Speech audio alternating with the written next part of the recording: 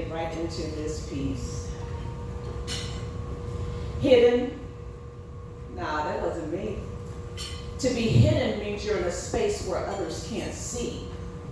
Magnified, yeah, that's the space. Because everything I did was never met with much grace, so I went into hiding. Oh, you didn't know they weren't the same? To be hidden means you're covered, while being in hiding means you're ashamed. Ashamed to show the world the you that is real, the you that is far from perfect with wounds that still need to heal. See, you stepped on a platform with these wounds proclaiming his name. And instead of him allowing the wounds to heal, they were greater exposed with your newfound fame. So you go to your self-care medicine cabinet and you grab a Band-Aid, hoping that the pain from the exposure will soon begin to fade, but it doesn't. It stays. It lingers. It reminds you of what's real, that you still have wounds, that you still need to heal. So what do you do when you're in hiding?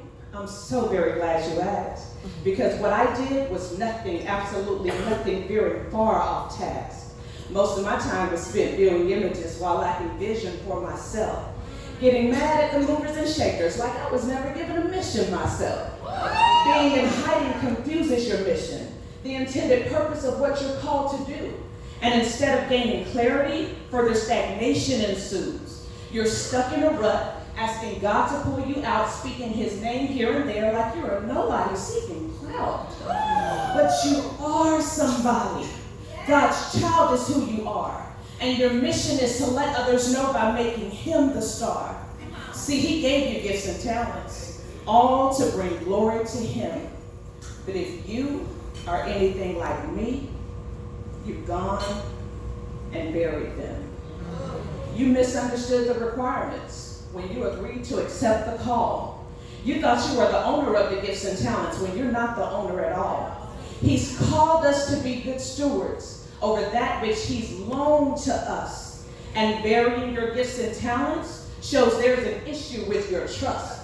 The Bible says we are to trust in the Lord with all our hearts and lean not to our own understanding. Acknowledging him in all your ways will quite naturally be demanding, but you must press toward the mark for the prize of the high call of God. Start living your best life in him and stop living a facade. So to you, yes you, the one who's gone and buried your gifts and talents and the one that is in hiding, come out from among them and start deciding to walk in the fullness of who you're called to be, remembering that your purpose is greater than you and greater than me. Because greater is he that is in you and me than he who is in the world. This is my story.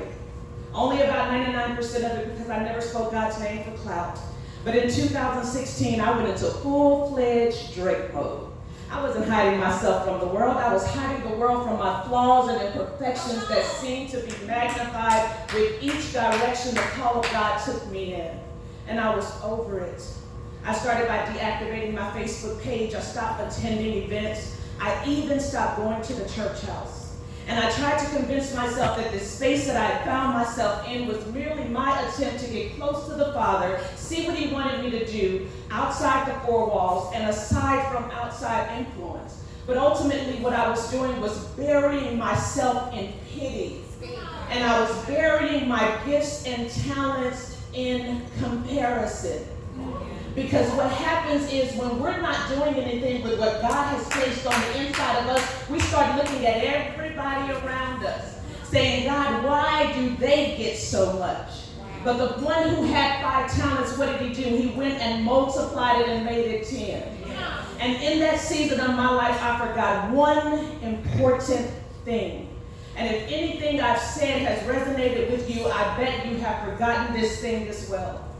When you bury yourself, when you bury your gifts and talents, you are ultimately burying the people who are assigned to you that are already buried by their circumstances and need what God put on the inside of you to bring them out.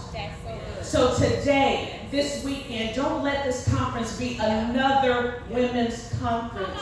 Allow it to be a place of transformation where you take this information and you apply it. Go dig up those gifts, ladies. We all have them. The Bible does not lie. He's given us something on the inside of us to bring him glory. And when you go and dig up those gifts and talents, I guarantee you, you'll be able to pull up those people out of their circumstances that were buried as well. I love you, and I really mean it.